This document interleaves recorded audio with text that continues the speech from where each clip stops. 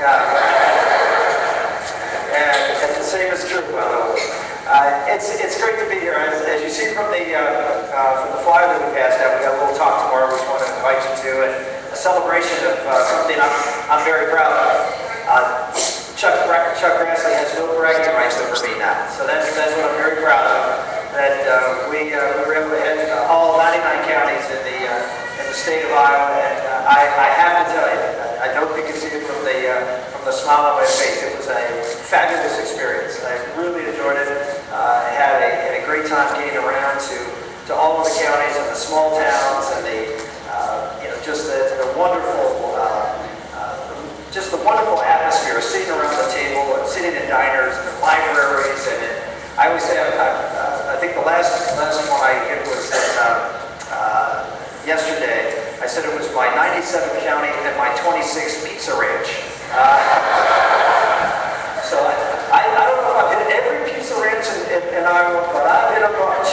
And so I got to thank the folks at Pizza Ranch for making their space available. But a lot of diners and restaurants and coffee shops and public libraries did the same. And it's been a thrill for me. I really mean that. It's been great, and it's been a situation where I really love the opportunity to do what was just said. Give the people of Iowa the opportunity to do their job. And I know Michelle is working hard at this too, to really go out and see the people of Iowa, because you have a unique privilege, and it's an awesome responsibility in this race, because this is, as I think Michelle will agree, this is the most important election of your lifetime. It doesn't matter how old you are, and you here in Iowa have to make the first cut. You've got to make the first cut, and that means that that's a huge responsibility for this state.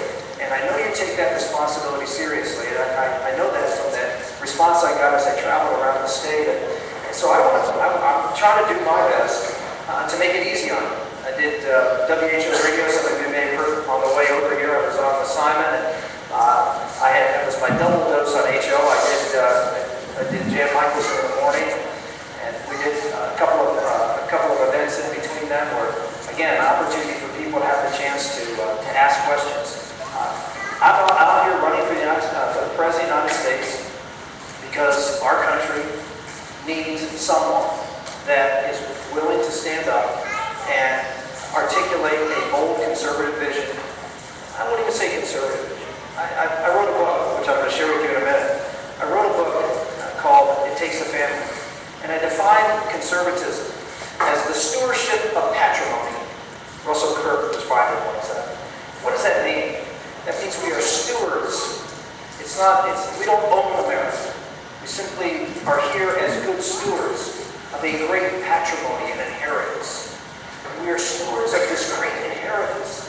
Every generation has to do something with this inheritance, this gift, and pass it on. And I think Michelle and all of us, I would say all of us in this race, feel very, very committed to doing our part, not to stand for the conservative values, but to stand for the values that made this country the greatest country in the history of the world. And we want to go out and paint bold pictures, bold contrast with a president who doesn't believe in those values.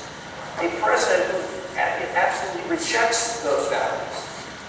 America was built as a country that for the first time in the history of the world believed in limited government, believed that rights didn't come from God to the king, but God to each and every one of them.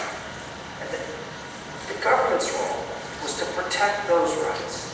And that we would take this incredible risk. Here you are, the most learned man in our society. We're going to take this incredible risk of trusting ordinary people with freedom. Uneducated people with freedom. And the belief was that if we had this limited government, and we had strong families and strong faith commitments, John Adams wrote that our Constitution was made for a moral and religious people. It's wholly inadequate for the governance of any other. That if we had this great society, that people would do what our Declaration Declaration of Independence say, would pursue happiness.